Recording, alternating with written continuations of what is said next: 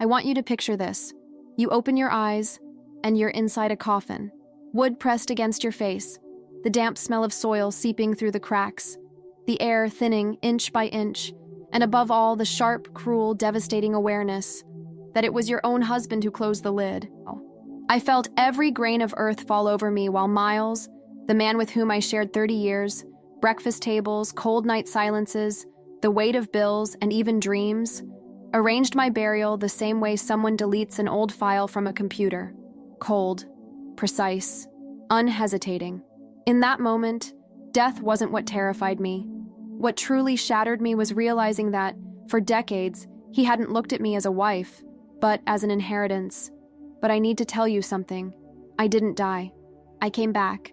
And what I discovered after clawing my way out of the ground was worse than anything he did to me. If you're watching this, listen carefully. Sometimes the person sitting beside you at the table, the one who holds your hand in public, the one who calls you my love, is the very person digging your grave in silence. And when the truth finally hits you, you're no longer looking at a man. You're staring at the author of a parallel life you never knew existed. I survived my own funeral, and today, I'm going to tell you how. Before we go any further, do something for me. Subscribe to the channel, leave your like, and tell me where you're watching from. Because this story might save someone you love. I always believed adulthood smelled like early morning coffee and responsibility balanced by quiet. My marriage to Miles started like that. Gentle gestures, careful words, and the kind of attention that makes a woman nearing 60 think she's finally found stability. He made my tea the way I'd learned from my mother, Amelia, and he'd say he admired how firmly I ran the Hargrave hotels. I believed him. I believed because, back then, I still hadn't learned that some men study our routines not to love us, but to stay 3 steps ahead of us. Our house was far too big for 2 people, but it held a kind of warmth that felt honest. The fireplace was always lit, the wind whispered along the windows at night, and the thought of my daughter, Lila, living far away but calling every Sunday, was a constant presence. I remember walking those halls and thinking, this is safe. I had no idea that sometimes safety is just the first layer of danger. Miles always watched me in silence. I thought it was admiration, but now I see it was calculation. He asked about company accounts, board decisions, investments, all wrapped in a fake concern for my future. You work too hard, Carol, he'd say, using a nickname that only sounds affectionate now that I'm re-examining it. I just don't want you to carry everything alone. And I would smile because I was raised to interpret attentiveness as love. My mother used to say, a man who takes care of you is a man who loves you. I never imagined one day I'd repeat that line with sadness instead of pride. Still, even with all those small shadows, there were bright moments. Morning walks on the porch, the sharp scent of pine after the rain, late night talks about life when the darkness felt bigger than the world itself. I trusted him.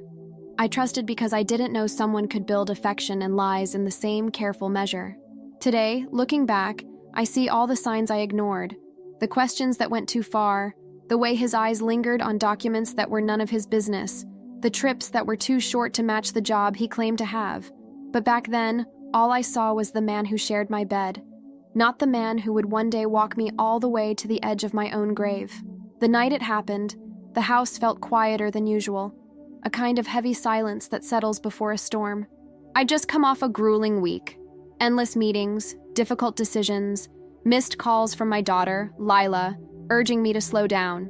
Mom, you don't have to prove anything to anyone, she said. That sentence echoed in my mind as I set the dinner table. Miles appeared behind me wearing that familiar smile, the one made of comfort and intention. Tonight I'm cooking, he said. His voice was sweet, but his hands were tense, moving with the stiffness of someone rehearsing a scene. I noticed and ignored it. A woman who spent her life working learns to survive by overlooking micro-warnings, until those warnings turn into alarms. During dinner, he insisted I drink the wine he'd chosen, an expensive French bottle, a gift from a client. You deserve to relax, he repeated. I laughed, tired, not realizing that phrase, one he'd said 100 times, was actually the prelude to something he'd been preparing for years. The first wave of dizziness felt like warm air rising under my skin. I blamed exhaustion. The second hit sharper, like a brief blackout. The third told me something was terrifyingly wrong. The fork slipped from my hand. Miles stood instantly, not to help, but to observe. I saw it in his eyes. He wasn't worried. He was checking the dosage. I tried to speak, but my mouth wouldn't respond. My body refused to move. My mother's voice echoed faintly. "Trust your silence, sweetheart. It protects you when the world won't listen." But on that cold floor, I learned silence isn't protection. It's a sentence. Miles knelt beside me, cradled my face like a grieving husband, and whispered the sentence that has never stopped haunting me. "You're not going to feel anything, Viv. You're just going to rest." Rest. The same word he used when talking about my workload, when convincing me to sign papers without reading, when explaining shady business trips. The emotional poison came long before the physical one. Later, I'd learn my body slipped into a condition close to catalepsy. Not alive, not dead, trapped. I heard everything, felt everything, couldn't react. He called emergency services with theatrical panic, describing a sudden collapse. When he hung up, he thought I couldn't hear and muttered, "Finally." The words sliced through the room. Then came the worst part. The careful way he brushed my hair back, arranging me like a fragile object.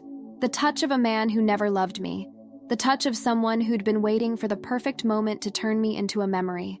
I was placed on a stretcher, my consciousness drifting like it was sunk behind thick glass. Voices, footsteps, orders, then darkness. Not unconsciousness, erasure. I awoke fully when the smell hit me. Not hospital, not home, wood, earth, moisture, and the sound of shovels. He hadn't waited for exams. He hadn't waited for a declaration. He took my body to the land and arranged a burial like someone returning a package. Inside that coffin, I finally understood what it means to trust too much. To love someone who studies your habits just to weaponize them. To share a bed with a man who, in the end, sees you as nothing more than an obstacle between him and the life he really wants. And it was inside that coffin that, for the first time in decades, I felt the strength I inherited from my mother and my daughter. A strength that would force my heart to fight its way back. A strength that, hours later, would make me rise again. The first sensation I remember inside that coffin wasn't fear. It was outrage. A deep, visceral outrage powerful enough to force air into my lungs where almost none remained. I needed to understand how I, someone careful, alert, responsible, had allowed a man to get so deeply inside my life that he could place me there, beneath the soil, as if I were disposable. And that outrage is what kept my mind sharp while my body was still refusing to obey me. My first thought was Lila, my daughter. I imagined her searching for me, hearing whatever lie Miles planned to tell, believing his mournful act. I remembered her voice. "Mom, you see everyone, except yourself." And inside that grave, I knew she was right. I saw everyone's exhaustion, everyone's burdens, except my own. And worst of all, I never saw the predator feeding on it. Slowly, my fingertips returned. First a faint tingling, then small, desperate movements. I touched the coffin wall. New wood, too smooth, too fresh. Not prepared, bought rushed, planned meticulously, executed hastily. Every detail was a clue. I smelled the soil mixed with a scent I knew well. The cologne Miles used when he wanted to play the perfect husband. He'd put it on me before burying me. Not out of tenderness, out of control. Even dead, he wanted me wearing the image he crafted. Then came the muffled sounds outside. Not grief, not ceremony, not family. Hired hands. Workers who didn't know they were burying someone alive. His urgency had erased any pretense of mourning. Only logistics remained. Every detail was a sign. Every detail was evidence. And I was beginning to stitch the entire pattern together. Then came the moment that changed everything. My fingers brushed against something hard in my coat pocket. Metallic. Cold. Small. The pocket knife I'd forgotten there days earlier while helping Caleb fix an old door on the property. That simple, forgotten object became the thread between life and death. With barely any strength, I began carving into the wood. Not out of bravery, out of necessity. Each millimeter torn from the coffin returned a fraction of hope. Air was thin, but enough. The wood cracked in 2 weak spots. Proof the coffin was cheap, chosen quickly. Miles hadn't spent money on my death. As I carved, scenes resurfaced. His cold gaze at dinner, the fake emergency call, the way he smoothed my hair like someone tidying a finished task. A memory hit harder than the rest. Something he'd said months earlier. Life gets easier when we simplify. Sometimes you just remove the right weight. I'd thought he meant the company. He meant me. When my hands were nearly useless, I heard it. The sound that told me I wasn't alone. A soft thump. Then another. Hesitant. Human. As if someone stepped onto the soil. And froze. My heart pounded. The coffin vibrated. And for the first time since waking underground, I felt the terror shifting. The person above me hesitated. And hesitation is the first sign that someone has realized the truth is about to rise from the earth. When I heard that hesitant step above the soil, my heart lurched in a way that blended hope with terror, because I had no idea whether the person standing there was a stranger, a farmhand, or Miles himself, returning to confirm that everything had gone according to plan. But then came the sound that changed everything. A panicked, shaky breath. Too human. Too honest. Too frightened to belong to someone involved in a crime. The dirt shifted, the coffin trembled, and then I heard the voice. Unmistakable, even through fear. Caleb. Not because he said his name, but because of the sincerity in his breathing. The kind of breathing only found in people who work hard, live honestly, and never quite get used to seeing injustice up close. Minutes passed like hours until the lid of the coffin was torn open. When the dim, gray, humid light touched my eyes, Caleb recoiled as if he'd seen the dead rise. I wanted to speak, explain, thank him, but all I could manage was a broken sound. He covered his face with his hands, took a shaky breath, and kept repeating, "My God, my God, what did they do to you?" What they did. Plural. He didn't even consider the possibility of an accident. He saw the truth before I could articulate it myself. Caleb carried me to the isolated cabin on the property, the one Miles never visited because he claimed he didn't like looking at old structures. While he wrapped me in blankets and warmed my freezing hands, I tried to gather the first pieces of the most painful question of all. Why did my husband bury me alive? The first clues began right there, in the fragility of my body and the sharpness of my memory. I remembered the dinner, the wine, his persistent questions about the will weeks earlier, the documents he wanted me to review for our safety, his irritation when I refused to sign a new power of attorney because we already had an old one, his suspicious trips, the messages I wasn't allowed to see. And the more I remembered, the more a brutal truth formed. Miles hadn't acted on impulse.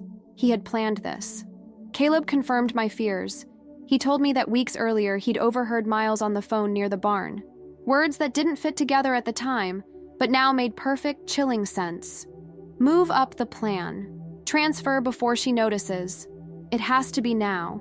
Ice spread through my chest. The plan didn't start at dinner. It started long before, maybe years before. When I regained a bit of strength, I asked Caleb to check the farm office for anything Miles might have left behind. Not to confront him yet, but to understand the web he'd spun around me. My entire life had been built on clarity. Now I needed the clarity he tried to strip away. Caleb returned with a box that looked too old to belong there, stuffed with yellowed papers, receipts, scribbles, and documents filed without logic. But as we spread everything on the cabin's wooden table, chaos became pattern. There were receipts for trips he said were for work, aligned with suspicious deposits.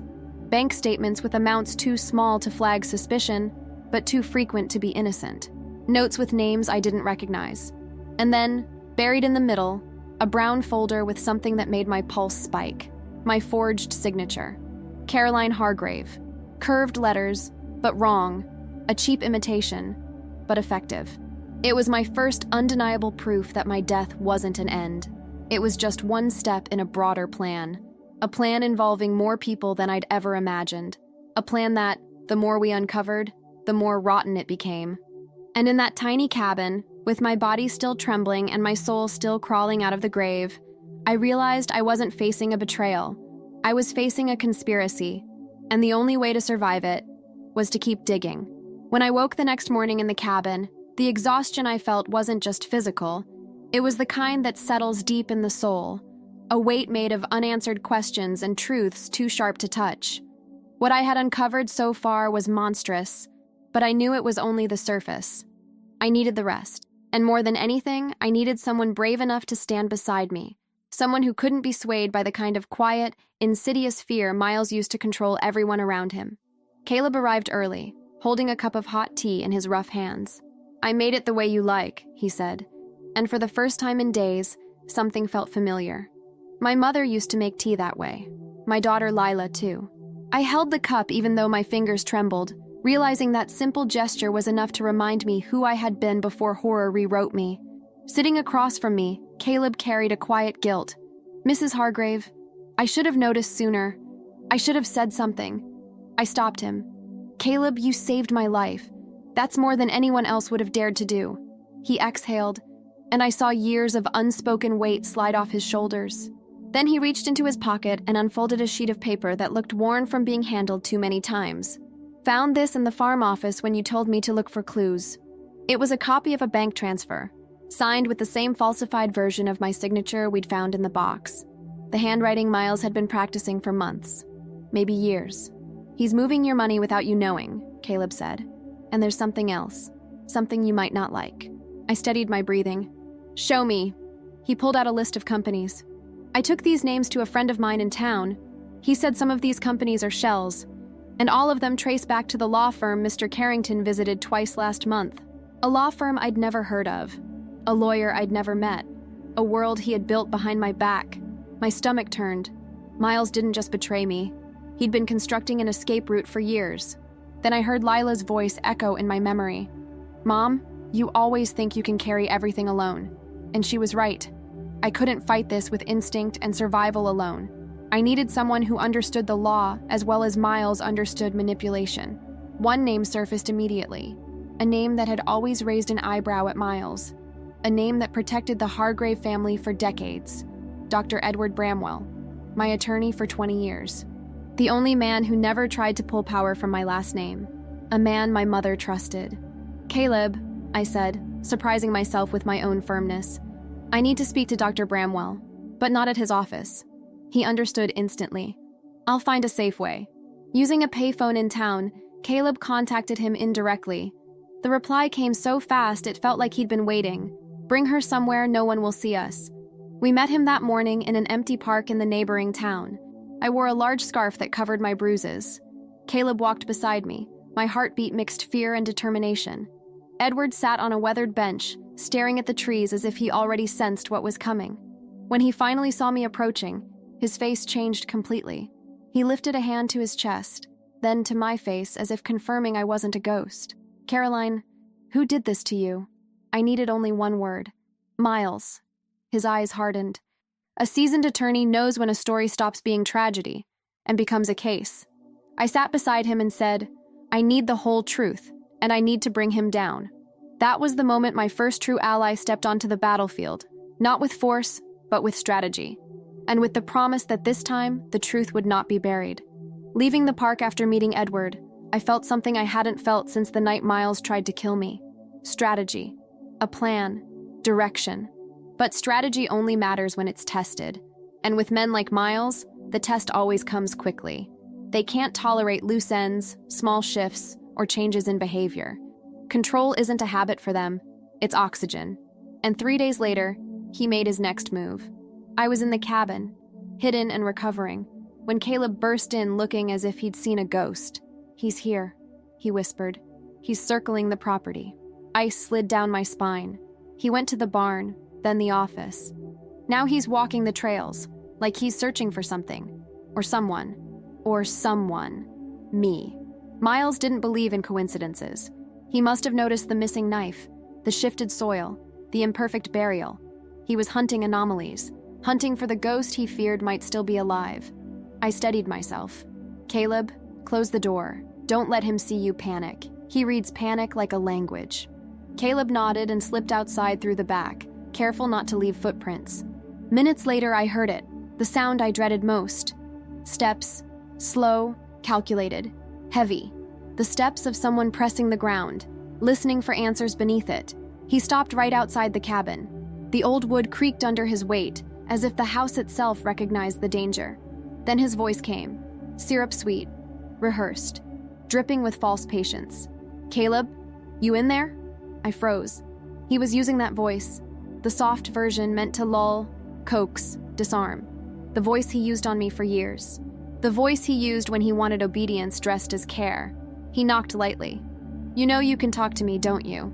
I've always valued your loyalty. Loyalty. His favorite substitute for obedience. From the side of the cabin, Caleb answered, steady but trembling inside. Just organizing tools, Mr. Carrington. Miles smiled. I could hear the smile. It's good when honest men stay on the right path. Then silence. A long, crawling silence. Too long. Long enough to make clear he wasn't convinced. Long enough to show he felt something was off. Long enough to feel like he was listening for a heartbeat on the other side of the wall. Then, tell me, Caleb, heard anything unusual? Any movement? Animals? Footsteps? Voices? Caleb hesitated, and Miles felt it. His tone dropped. Lower. Darker. Caleb, don't hide things from me. I'm the one keeping this place running. You know that. You know I've always taken care of you. Taken care of. Like ownership. Like possession. Like threat. Caleb answered quickly. Nothing strange, sir. Miles moved closer. So close I saw his shadow slide across the cracks of the wood. His hand brushed the cabin's exterior. I heard his fingers glide along the boards. Felt it like he was touching my spine. Then he murmured, sometimes, things that should stay dead insist on coming back. My throat closed. That wasn't a phrase. It was a message. A warning. A confession in disguise. He took one more slow step. Whatever it is, Caleb, you come to me first. Don't let rumors grow. You know how simple folks get spooked by nonsense. Simple, impressionable, manipulable, every word a blade. When he finally walked away, the tension drained from my body so violently, my hands shook. Not because of fear, but because I saw clearly, painfully clearly. He still believed he controlled the narrative. He believed he controlled everyone. He believed he controlled me. But he didn't. Not anymore. That day I made a decision. Sharp, cold, and unbreakable. He wouldn't find me frightened. He wouldn't find me cornered. He would find me prepared. After that veiled confrontation at the cabin door, I knew we were living on borrowed time. Miles wasn't a man who tolerated uncertainty, and to him, I had become the greatest loose end of all.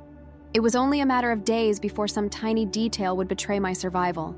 And the more he prowled around the property, the more I understood that staying hidden wasn't enough. I needed to see the rest of the truth, the part he'd spent years burying long before he buried me. Edward was the one who brought the next blow. He arrived at the cabin on a gray afternoon, carrying a leather folder with the rigid posture of a man holding something heavy. Not physically heavy, but heavy with consequence. "Caroline," he said, skipping any attempt at cushioning, "we found something, and you need to see it." Inside were statements and transfers that weren't just suspicious. They were explosive. Deposits into accounts that hadn't existed a year earlier. Small, repeated movements timed to avoid detection. Payments routed through newly created companies. Each one traced back to a single person, Elaine Monroe. "Who is she?" I asked, feeling the tremor in my voice. "Former accountant," Edward replied. "Investigated for laundering money for a corporate group years ago. Disappeared quietly after a plea deal, and resurfaced as your husband's private consultant." My stomach twisted. Miles was not alone. He had built a machine. But the next revelation went deeper. A cut straight to the bone. Edward opened another envelope. Inside were copies of legal documents signed by me. Wills, declarations, power of attorney drafts, all forged. Not sloppily either. Perfected, practiced. Manufactured to look natural. He laid them out slowly, as if lowering pieces of a bomb onto the table. "Miles did all of this while acting like he was protecting you," Edward said. "This structure wasn't designed for future financial planning.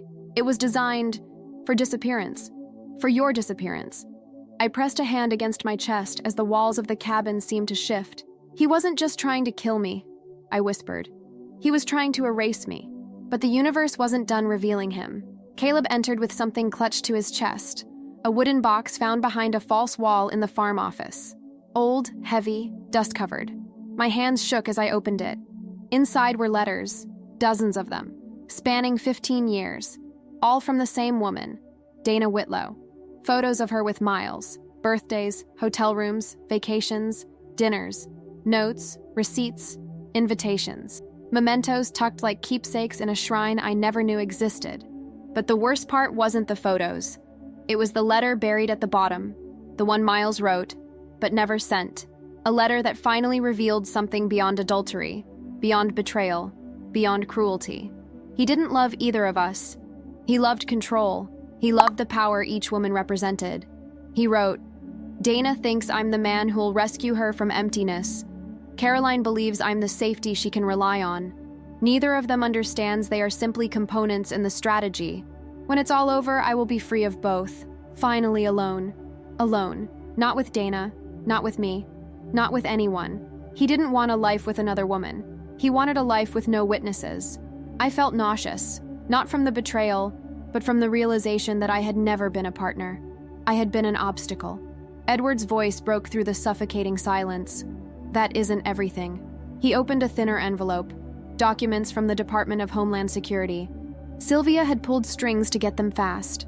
Miles had created new identities. Not one, 3. One name stood out. A name I'd seen in his secret bookings, Adrian Moore. That was the name he planned to use when he vanished after my death. Then came the blow that made my vision blur. Caleb pulled out the final object from the box, a wooden plaque with the Hargrave family crest, from my mother's house. Behind it, in my mother's handwriting, "Legacy for Lila. Do not open until my death." It belonged to the inheritance box that vanished 10 years earlier, the one I thought had been lost during a move. He had taken it, hidden it, repurposed it for his plan. He didn't just plan to erase me, he planned to erase my daughter's future as well. Sylvia closed the folder and looked at me with a calm fierceness. "Caroline, now you have something he never expected you to have, the complete map of the conspiracy, and with it, the power to destroy it." I stared at the crest in my hands, feeling something rise inside me. Not rage, not grief, but a force older than both, the force of a mother, a daughter, a woman who walked out of her own grave. I looked up and said, "He tried to bury me. Now I'm going to unearth every piece of what he built." I thought I had already seen the worst. The betrayal, the letters, the secret identity, the forged documents. But Edward wasn't done. He placed the thickest folder yet on the cabin table. It looked heavier than the others, as if it carried years' worth of schemes layered on top of each other. And in a way, it did. "Caroline," he said, "what's inside this folder shows that Miles didn't just try to kill you. He tried to build a world where you no longer existed, legally, financially, or historically." The first document nearly knocked the air out of my lungs. A psychiatric evaluation, fake, digitally signed, firm stamp, forged. It described me as suffering from confusion, memory lapses, erratic decision-making, and cognitive decline under stress. I didn't need a law degree to understand what that meant. Miles was building a narrative of a woman losing her mind, a woman who could be declared incompetent, a woman whose signature could be overridden, a woman whose disappearance could be dismissed as the result of her own instability. Edward's face hardened. This was sent to an accounting office tied to his shell companies. He was preparing for a possible guardianship case, to gain legal control over everything with your name on it. My skin prickled. He had been burying me in paper long before he buried me in soil. The next item was even more grotesque. A draft of his will, twisted into a performance. In it, he wrote about my declining mental state, my withdrawal from reality, and his burden of care. He painted himself as the loyal husband caring for a failing wife, a saint, a martyr, a man losing his spouse to illness, not to his own poison. He'd crafted a tragedy where he starred as the grieving hero, and I was the ghost he'd scripted into silence. Caleb paced the cabin like a caged animal. He made everybody think he was helping you, while he was destroying you. But Edward wasn't finished. He pulled out printed emails, conversations between Miles and Elaine Monroe. Cold, coded, businesslike, reallocating assets, preparing transition if necessary. When she's off the map, it all stabilizes. Off the map. Not dead, not missing, off the map. As if I was a file being archived. My hands shook, but I forced myself to keep reading. Then came the witness statement, one that made everything inside me freeze. A woman named Helen Morris, a receptionist from a private lab. I didn't know her, but she knew Miles. Months earlier, he'd asked her to schedule and handle tests for me, tests that I never took, never heard about, never saw results for. He insisted that only he receive the results. He requested reports that indicated cognitive decline. He tried to manufacture evidence of a disease I didn't have. Helen refused to alter anything, and after that, he never returned. I felt sick. He wasn't just trying to kill me, he was trying to invalidate me first, erase my credibility, erase my clarity, erase my voice. He wanted a dead woman with no legal footprint. Then Edward held up a small USB drive. "This," he said quietly, "is from Sylvia, and it changes everything." We plugged it into Caleb's old laptop, sheet after sheet, file after file. Spreadsheets, offshore financial logs, encrypted messages, travel records, a whole architecture of fraud. And each part pointed back to him. He wasn't building a second life. He was building a final life, the life he would escape into once I was gone. The deeper we went, the clearer the truth became. He didn't want a wife. He wanted a clean exit. One detail hit the hardest, a plan outlining his eventual disappearance, stating that he would need no marital ties, no dependents, no legal risks. My throat tightened. No dependents. That meant Lila too. I imagined my daughter receiving news of my death, then watching the legacy meant for her slowly vanish into accounts she couldn't trace. I imagined her trying to fight a battle against a man who was already gone under a different name. Suddenly, everything crystallized.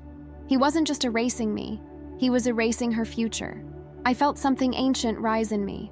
Not rage, not panic, but the primal force of motherhood and daughterhood intertwined. The strength of the women before me. My mother. My grandmother. My own daughter. It anchored me. I straightened my back. "Now that I know how far he went," I said quietly, "I'm going further." I lifted the folder filled with the evidence of his crimes, his lies, his schemes, his rewrite of my life. And I'm not stopping until every piece of this conspiracy is burned to the ground. Just when I thought we had reached the limit of what Miles was capable of, life made it very clear. We hadn't. The worst hadn't been exposed yet. And the missing piece, the one that would flip the entire game, came from where I least expected. Dr. Sylvia Renford, the forensic financial investigator Edward called, when he realized Miles's web of shell companies was too complex to untangle alone. I'd heard of her before. Serious, direct, absolutely allergic to nonsense. But when she walked into the cabin, boots muddy, hair pulled back, carrying a thick folder tight against her chest, I felt something beyond competence. It was the energy of someone who had already seen the worst side of men like Miles, and no longer feared dismantling them. "Caroline," she said, giving me a firm nod, "I'm sorry for what you've been through, but you need to know something. You're not the first woman he tried to erase. You're just the first one who came back." Her words cut straight through me. Came back. I was the anomaly, the error in his system, the variable that refused to stay buried. Sylvia laid the folder on the table and opened multiple sealed envelopes. "Edward gave me the outline, but since yesterday, I've traced every financial movement tied to Miles over the last 8 years. And what I found doesn't just confirm your suspicions." She held my gaze. "It rewrites the entire battlefield." The first set of documents showed airline tickets, hotel bookings, consulting contracts, all in different names, all paid with the same buried corporate card linked to Elaine's network. That alone was incriminating. But then Sylvia flipped to a chart, a pattern of dates and locations that made my blood run cold. "These trips match the exact windows when you were away," she said. "Visiting your daughter, attending conferences, representing the Hargrave hotels. In other words, whenever I left to build our future, he used that time to erase me from it. He waited for you to be out of the picture to move money, sign things, meet people who could never see you by his side. None of this is random. It's crafted." The next page was even worse. "These movements," Sylvia continued, pointing at the lines on the chart, "don't fit the pattern of impulsive escape. They fit the pattern of a timed exit. Miles wasn't planning a getaway in panic. He was building a runway. And then came the blow that shifted everything. Border security confirmed it," she said. "Right now, Miles has 3 valid passports." The room fell silent. Edward exhaled sharply. Caleb cursed under his breath. I could barely swallow. 3 identities, she went on calmly. 2 related to his businesses. 1, under the name Adrian Moore. That name hit me like ice. Adrian Moore. The name he used in secret reservations with Dana. The name on rental contracts abroad. The name linked to phantom companies and offshore accounts. It was the name of the life he planned to live after I was gone. With this identity, Sylvia added, he's already rented a small house in another country. Remote, quiet, sustainable. And he's transferred enough money to disappear comfortably for at least 15 years. 15 years. 15 years of peace, built on my grave. The image sliced through me. Miles living freely, anonymously, with another name, another past, while my daughter carried the weight of a fake story about her mother's breakdown and disappearance. But Sylvia still wasn't done. She opened the final envelope, the thinnest one. Inside was a photograph, a wooden plaque, old and dusty, discovered behind a cabinet in the farm office. Caleb had found it days before, but only now did its meaning click into place. It was engraved with the Hargrave family crest. Not from the farm, not from the office, from my mother's house. On the back, written in ink I recognized instantly, my mother's handwriting, "Legacy for Lila, do not open until my death." It belonged to the inheritance box my mother had prepared for my daughter, the box that mysteriously disappeared 10 years ago, the one I mourned as lost in a move. It hadn't been lost, it had been stolen, by him. That box contained letters, property details, personal records, and instructions tied to the legacy my mother wanted to leave for Lila. Miles hadn't just tried to erase me, he had tried to steal the bridge between my mother and my daughter. Erase our lineage, erase our roots. Sylvia rested a hand on the folder and spoke with quiet force. "Caroline, this is no longer just about what he did to you that night. This is about everything he stole, and everything he planned to erase. You now have something he never expected you to have, the master blueprint of his entire operation. Financially, legally, logistically, this is enough to corner him from every side." I looked around that small cabin, at Edward, whose jaw was clenched in controlled fury, at Caleb, who still carried the dirt of the grave he'd dug me out of, at Sylvia, who stared at the evidence like a tactician studying a battlefield. And then I looked down at the crest in my hands, my mother's crest, my daughter's name, my family's legacy. Something shifted inside me, a steady, unshakable resolve. "He tried to end me," I said, "tried to erase my past and steal my daughter's future. But now," I closed the folder with both hands, "now, he's the one who's out of time." The game had flipped, and for the first time, he was the one standing on ground that could open under his feet at any second. The deeper we dug into Miles's lies, the more dangerous everything became. Men like him don't unravel quietly. They don't panic in the open. They tighten their grip on people, on narratives, on anything that keeps them in control. And even after burying me, even after building an entire financial escape route, he still believed he could manipulate the world into believing his version of the truth. The second confrontation didn't start with shouting or violence. It started with a weapon far more familiar to him, a public lie. Caleb burst into the cabin before sunrise, breathless, clutching the local newspaper. "You need to see this," he said, hands shaking. The front page nearly made my vision blur. A photo of me, one taken years ago when I was exhausted after a 12-hour charity event, stretched across the headline. "Businesswoman Caroline Hargrave struggled with severe depression, husband says." My stomach twisted. I read the article. Every line was poison wrapped in pity. Caroline had been isolating. Caroline seemed confused and unstable. She was overwhelmed by the pressure of the company. I tried everything to help her. I could hear his voice in those quotes, gentle, controlled, dripping with false concern. It was the perfect narrative, not to kill my body, but to kill my credibility. Edward scanned the article with tight fists. "This is the final layer of his plan," he said. "He's preparing the public. If you show up alive, he'll claim you're delusional." Caleb slammed the paper onto the table. "He wants people to think she lost her mind. He wants her labeled unstable so nobody believes a word she says." The worst part? It was working. The article ended with a sentence that was both calculated and cruel. "Her disappearance appears connected to her emotional decline and impulsive decisions." The message was clear. If I spoke, I'd sound like a woman unraveling, not a woman resurrected. But Miles didn't stop there. That afternoon, Caleb received a call from the head of security at the Hargrave hotels. His voice was uneasy. "Caleb, Miles was here. He said he needed access to the presidential office for personal reasons. Then he asked me to open Caroline's private safe." My blood ran cold. "He's searching for anything he can twist," Edward said. "If he can't erase you physically, he'll try to erase you on paper." And then came the second confrontation, quiet, deliberate, and far more dangerous than the first. Miles returned to the farm, not to grieve, not to search for truth, but to test the ground. Caleb walked straight into the cabin, pressed his phone to the table, and said, "I recorded everything." We played the audio. Miles's voice slid through the speaker, calm, practiced. "Caleb, you in here?" The tone he used was the one I knew too well. The tone he used to disarm, to pretend kindness, to mask the blade. Caleb answered, steady but tense. "Just working, sir." Then Miles lowered his voice. "Have you noticed anything unusual? Any footsteps? Voices? Movements?" He paused between every word, listening not for answers, but for fear. Caleb hesitated. The audio captured it. A half-second pause. Miles pounced on it. "Caleb, are you sure you're telling me everything?" His footsteps grew louder in the recording, deliberate, heavy, predatory.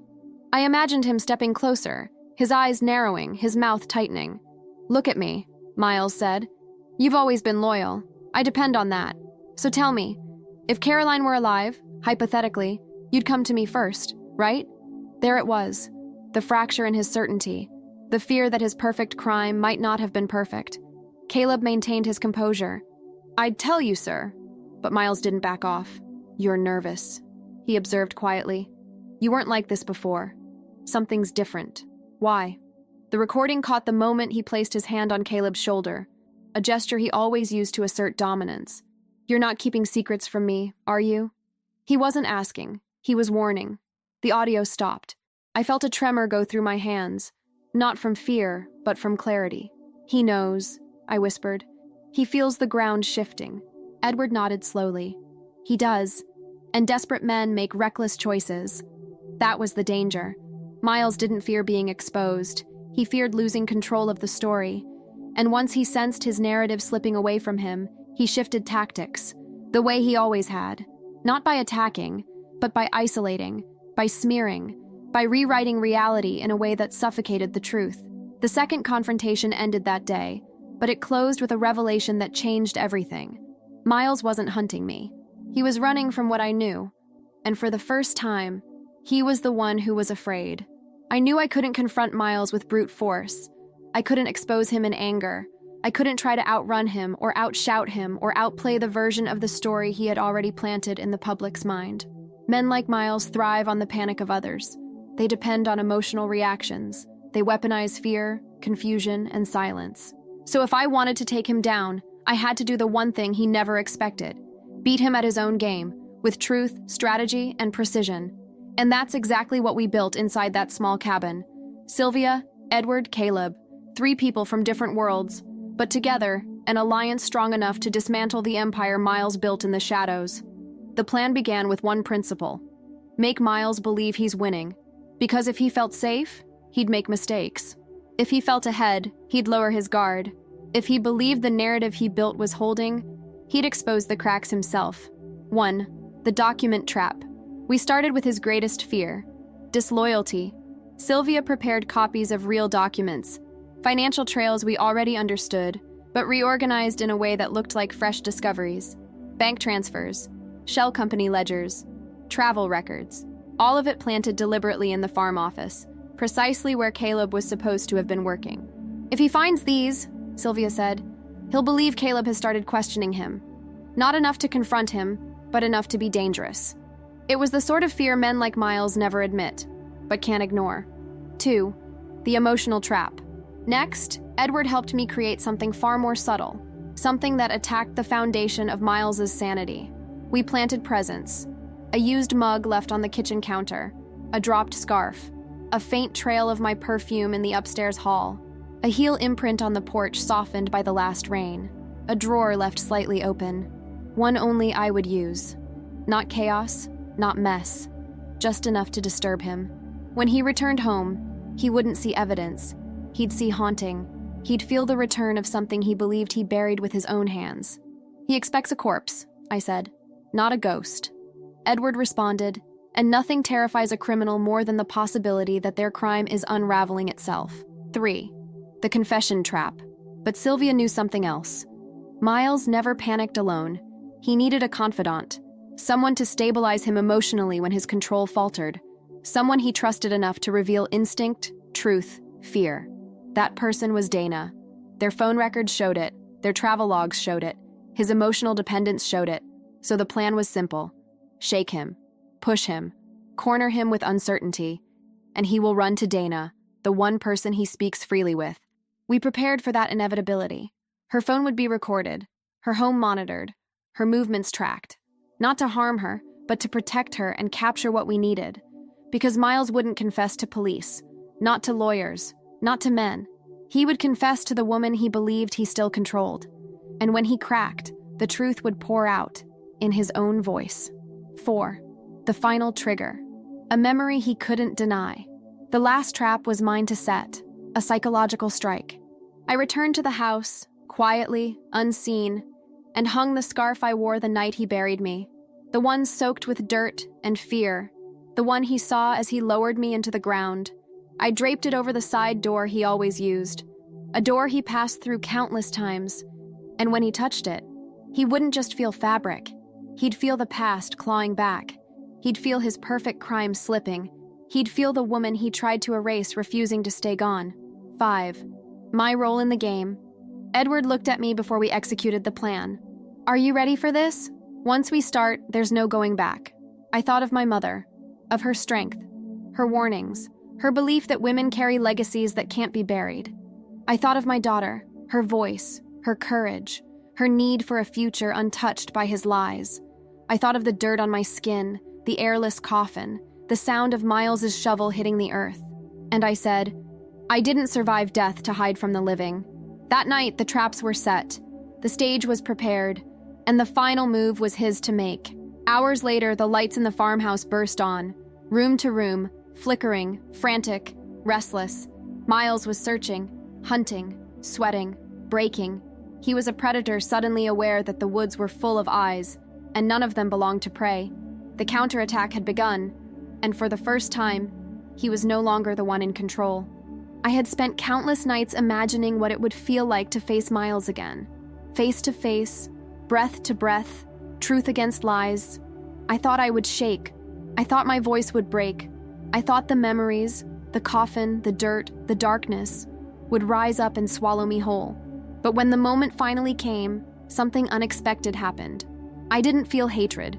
I didn't feel fear. I didn't feel anything for the man who tried to end me. What I felt was clarity.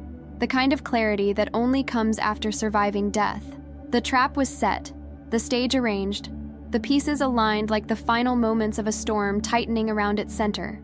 Miles entered the office just as we predicted. Not storming, not shouting, but calculating. Men like him always pretend calm when they sense danger. If they can control their face, they believe they can control the world. He walked into the room, eyes scanning every corner.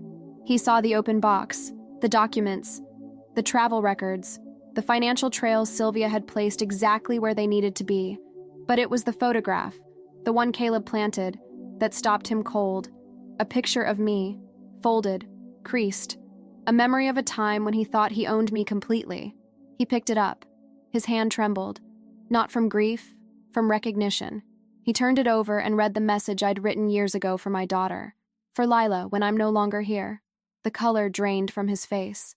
He staggered backward as if hit by a force he never planned for. This isn't possible, he whispered. Those were the words of a man realizing his perfect puzzle had a missing piece. One he thought he buried 6 feet under. We watched from outside the window. Me, Edward, Caleb, while Sylvia handled the recording equipment from the car on the road above. Miles began pacing. Short steps, shallow breaths, hands dragging through his hair. He opened drawers. He slammed others shut. He flipped through the papers with a frantic rhythm. This can't be happening, he muttered. Then it happened. Exactly the moment we anticipated. He pulled his phone from his pocket and dialed Dana. His fingers shook so violently the phone nearly slipped. She answered on the first ring. Miles? Her voice cracked with fear. What's happening? You were supposed to call me last night. Miles swallowed hard, breath ragged. She's alive. Silence. A long, devastating silence. Dana whispered, What do you mean, alive? Miles turned toward the doorway, as if afraid I might appear at any moment. I don't know how, but she was here. She touched things. She left things. She moved things. I saw it. I felt it. Dana's breathing grew sharp. "Miles, what are you saying?" He closed his eyes, voice dropping to a trembling confession. "I buried her, Dana." The words hit the room like a body falling, like a nail sealing his own coffin. Like an echo of that night, he whispered finally over my paralyzed body. Dana gasped, a short, broken sound. "Miles, what did you do?" He shook his head violently. "I don't know. I don't know what's real anymore. But she was here. She was here." He looked around the office again, panic rising. "I put her in the ground. I closed the lid. I covered it. I made sure—" He stopped himself, but it didn't matter. The recording had everything.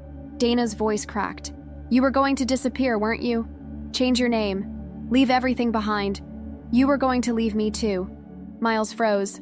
"Dana, don't do this. You don't understand."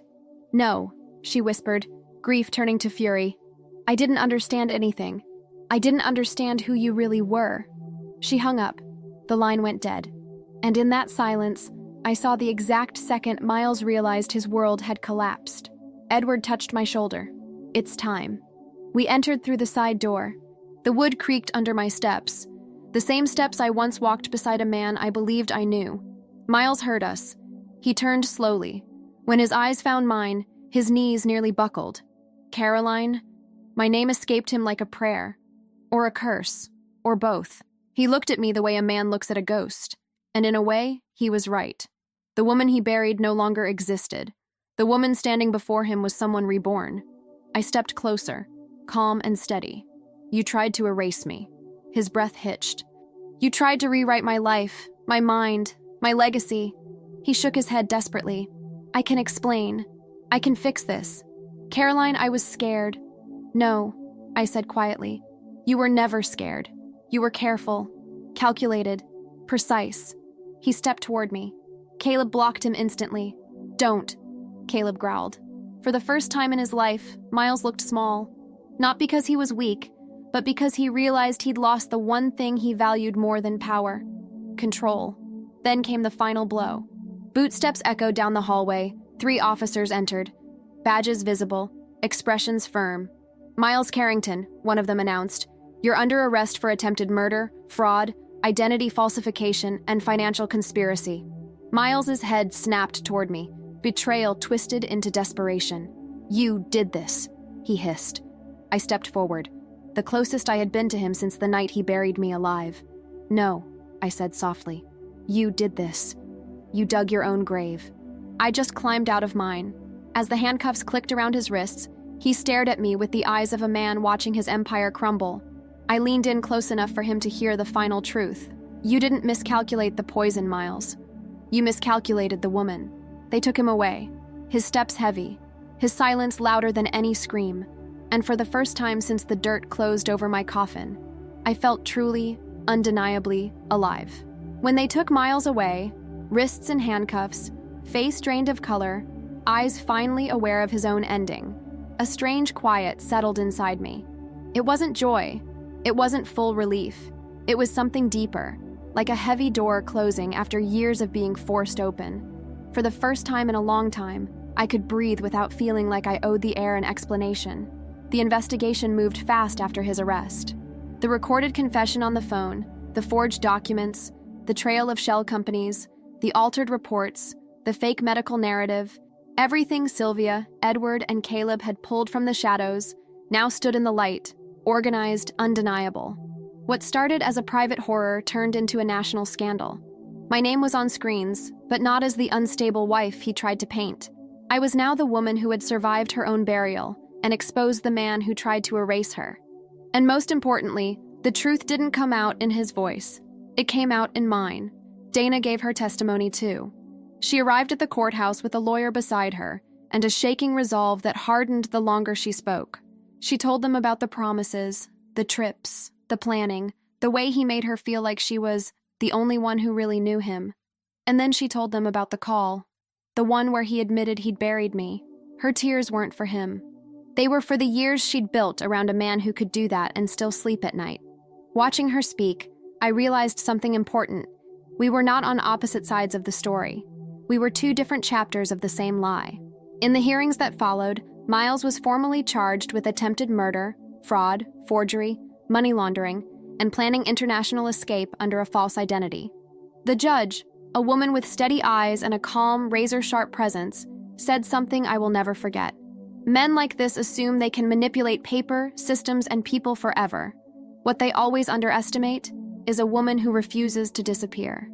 I felt my throat tighten. For the first time, someone in authority was not just seeing the crime, she was seeing me. With Miles in custody, I finally walked back into my home. Not as his wife, not as the missing woman in the headlines, but as the owner of my own life. The smell of wood polish, the light spilling through the living room, the framed photo of Lila on the shelf. Everything felt both familiar and new. I ran my hand along the back of the couch, the dining table, the door frame, and felt pieces of myself reattaching to those spaces. A few days later, the front door opened with a fumbling rush, and there she was, my daughter. Lila's eyes were already full before she said a single word. She dropped her bag, crossed the room in seconds, and held me like she was afraid I might vanish if she let go. "Mom, you came back to me." I couldn't speak at first. Grief, relief, love, it all collided. I cupped her face like my mother used to do with mine and finally managed to say, "I'm not going anywhere, and I won't let anyone erase us again." Slowly, I returned to the Hargrave hotels. I met with the board, opened the books, exposed every irregular movement tied to Miles and Elaine. It wasn't easy facing people who had believed his version of my story, but each apology, each lowered gaze, each "I should have known," was a small stone being removed from the pile he'd tried to bury me under. Edward stayed by my side through every legal step. Sylvia untangled and rebuilt my financial security piece by piece, leaving no trace of his network standing. And Caleb, he no longer felt like an employee. He felt like family. The man who pulled me from the ground became part of the foundation of my new life. In the months that followed, peace didn't arrive as a sudden sunrise. It came like a slow, steady dawn, 1 inch of light at a time. There were still nights when I woke with the memory of Earth pressing around me. But now, instead of staying in that darkness, I'd get up, walk through my house, and remind myself, I am here, I am alive, and I am mine again. One night, as I finally drifted to sleep without images of the coffin, I realized something simple and powerful. I hadn't just survived Miles. I had survived the version of myself that believed I needed him. Months passed, and the chaos that once consumed my life slowly reshaped itself into something steadier, quieter, something that finally resembled peace. The legal noise faded into routine updates, the headlines moved on, and the nightmare I had lived through became a story people whispered about rather than shouted. But inside me, nothing about it felt distant. It was all still there, not as a wound, but as a map of the woman I had become. Walking the hallways of the Hargrave hotels again felt like reclaiming a house where every door had once been locked. I ran my fingers along polished railings, paused before framed photos, lingered in rooms where I used to make decisions I thought would shape only a business, never knowing they would one day help me rebuild myself. For the first time, I didn't flinch at the memories. I felt anchored by them. Every choice, every mistake, every instinct that kept me alive, it all carried me to this new version of my life. Then came a moment I wasn't prepared for. A package arrived at the hotel front desk. No return address, no explanation. Just my family crest stamped on a metal lid. When I opened it, the breath caught in my throat. Inside were letters from my mother, the same letters she wrote before she passed, the ones I'd believed were lost forever. And beneath them, wrapped carefully in cloth, a photo of me holding Lila as a newborn. On the back, in my mother's familiar handwriting, "Some roots only bloom after the storm." I stood there for a long time holding that truth. She had been right. I had not just survived the storm, I had grown because of it. Healing wasn't quick, it wasn't neat, it wasn't painless, but it was real. Today, my daughter and I speak more than ever. The business thrives under transparent leadership. And with Sylvia's guidance, I created a support fund for women facing hidden financial abuse, so no one else has to fight in the dark the way I did. And now, if you've stayed with me until the very end of this story, I want to speak directly to you. We, as women, carry truths and burdens the world often overlooks. We carry bruises no one sees, fears we don't name, strength that feels ancient and inherited. And still, we rise, we rebuild, we reclaim ourselves piece by piece. If this story resonated with you, support the channel. Like the video, subscribe, and share it with someone who might need it today. Your engagement helps these stories reach the people who need them most. And tell me in the comments, where are you watching from? I want to know you, because no woman should ever walk through her darkest chapter alone.